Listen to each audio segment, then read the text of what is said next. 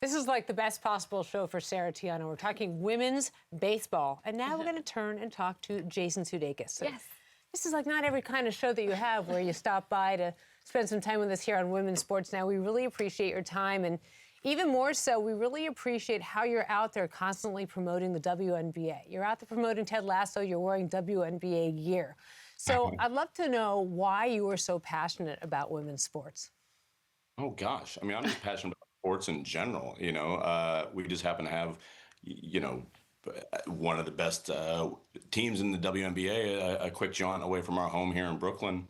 And, that makes it real easy. I always envied growing up in Kansas City, anyone that lived in a spot where they could walk to a stadium to go see some athletic frivolity. And so here we are finding ourselves in that situation. So, yeah, it's fun. It's a great time. Me and my sisters, we have the season tickets here for a few seasons, and we take the kids. Love taking friends, giving the tickets away to other people in the neighborhood when we can't make it. And yeah, it's a no-brainer. I don't think I'm necessarily doing anything out of the ordinary or certainly worth noting, but I appreciate you asking. Well, I know you're a big Liberty fan. I've seen you at a lot of Sparks games as well, and you're really good friends with Caitlin Clark. So, who do you cheer for when they have to play against each other? I cheer for the Liberty, okay. And they've all everybody knows that. Yeah, Stewie gives me a lot of guff. She'll pose that question to me very strongly. From 4 inches taller than me. And I'm just like, yeah, I'm cheering for you guys. So, yeah, see, there you go. I mean, That's evidence. Picture's worth 1,000 words. Stu York. All right, so I'm not going to take any offense that you've named, half of the league, and Atlanta is not in the teams that you're currently interested in, but I get it. It's geographical reasons. I'm not going to take any offense to it, but I'm curious because you're on season 4 now of Ted Lasso, and does each season have a different type of character development, specifically since you're going to a women's league this year? Did you so happen to do, character work by having dinner with an executive in Atlanta that might be in the sports world? Was that part of anything at all? It depends who picked up the check. I can't remember. That part, I didn't know there. I think you picked it up. So okay, well then that was probably for tax purposes only. But no, but that was one of those things that was just one of those little steps towards the idea of oh, we got to do this. I got to do this. Say yes to this. Because I think sometimes saying no or being we shouldn't go back. That some of that was rooted in the fear of what it would be like if you go back. Do you squander the success that the show had, the goodwill we had earned, and yet all these stories just kept presenting themselves to me. And I mean, I have, and like you guys were just sort of saying, people will come up to me at W games or at the Women's Final Four and say, thank you for supporting women's sports. And I've never once have I ever felt it within me to say, you're welcome. Right? My immediate, sincere response is always, thank you for embracing me. So getting to hang out with people like yourself, because I think you're the single executive I've had dinner with, Really? Yeah. Yeah, I haven't done. That was just me and you. That was it. Let's go. Let's go. That was perfect timing. And it's one of these neat things. And even our seats at the Liberty game are right next to the opposing benches. So for real, what I love about that is the same way I sort of went about getting interested in, men's soccer. I didn't know a lot about the sport, and so I just was cheering for everything and sort of sniffing out, what the heck was going on. Basketball, I know a little bit better because I played as a kid, and stuff. So I'm never rooting against anyone. I only root, when it comes down to things, I'll root for Liberty. But last night we played Seattle, and I'll see some plays, and I'm just I'm almost on the bench. There's a little gap and the visiting, assistant, and I'm just looking around, that's good basketball right there. Someone has a good backdoor cut. Someone has, they move the ball around. I'm as hyped as anybody because I just love watching the sport, and I love watching the tenacity. I love watching to see these women come, off the floor after a 12-0 run, or maybe being on the receiving end of a 12, an 0-12 run, and it's just the intensity and all that. It's any of that stuff. I wasn't doing recon, taking notes. It was just a vibe that I was oh, I can see the humor in some of these situations, and I can also feel the humanity in these situations and the connectivity. And I just love teamwork. I love team sports, That's and awesome. so it's easy. And the neat thing, and one of the things we addressed this a little bit on the show in one of the earlier episodes, is I'm 100% aware of how awesome it is and how important it is for like my daughter, who's 9.5, to get to see these women kick ass. I mean, she gets to see it with her mom in a professional space. She gets to see it with her aunts, with her grandparents. But I think equally as important, because like we got boys and girls, and I got one of each, is how important it is for little boys to see this too, because they're going to be growing up in a world where there will be no different. Like they won't know any different. It's not like, hey, women are doing this. Like, no, women have been doing this, and like the rest of the world catching up. So that's one of the blessings of getting to come back and do this show, and do it through the prism of a women's team.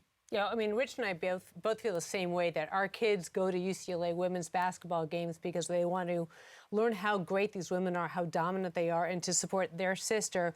And by the way, I don't want you two to be intimidated, but Jason and I both coached in the Goldies Youth League in Los Angeles, so we know something we know something about coaching. I'm just not going to lie. But so what did you get from coaching yourself and coaching young girls that you were able to translate maybe into Ted Lasso coaching these women? I mean, I think if I were to generalize, which isn't always the best thing to do, but you're asking me a big old question that I can only try to compartmentalize in this tiny little box that I'm in, both metaphorically and actually. That little boys, you always hear that thing about players where it's like a coach says to them, "Hey, jump," and they're like, "How high?" Right? I find with females, understandably so, you say jump, and they go, "Why?" Yes. Why? And then after you give them, if you can give them a satisfactory answer, they don't ask how high. They just jump as high as they can. They that why first, and then off we go. And we thought about that a lot, in our writers' room as we were coming up with these characters. And we're still just, it's a show set in the world of sports, and so we try to honor that the same way we did with the football, soccer world. And this, we got a big old writing staff that's over 50% female, and so Nice. as my improv teacher Del Close used to say, you got to act like a jazz drummer and have big ears, and just do a lot of listening.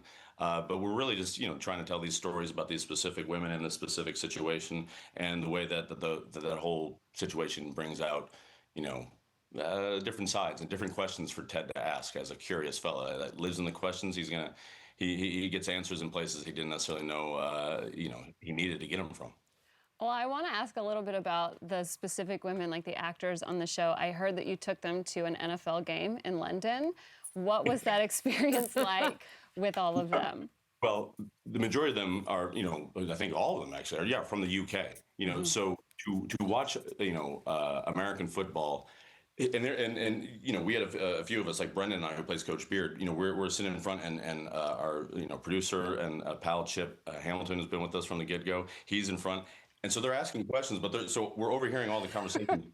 You have to explain a sport where these giant men work really hard for 5 to 7 seconds and then have 2.5 minutes off while and music is being played and just chaos. It's like, it was really funny. Like, wait, what's going on now?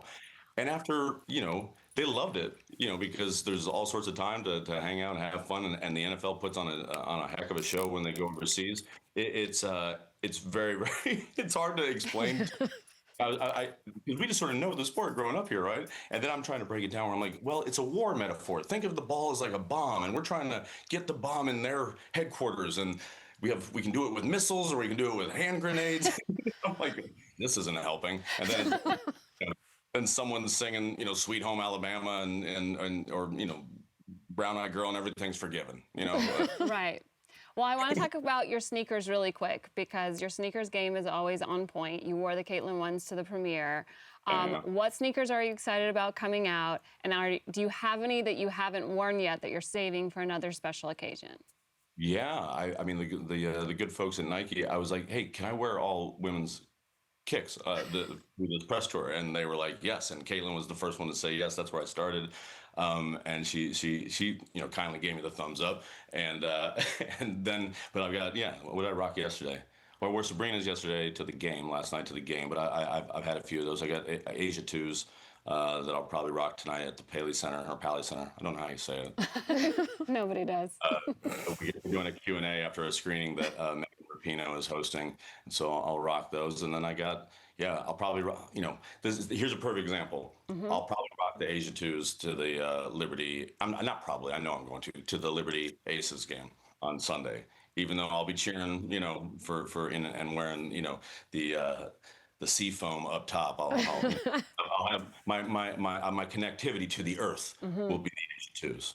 Yeah. We love to see it. The A2s, I got a couple pair as well. But Right. I'm curious, you mentioned Asia, and the FIBA team got announced today. I don't know if you got a chance to see. Were there any things that surprised you on the list, or any names that were missing, or any names that surprised you on the list today?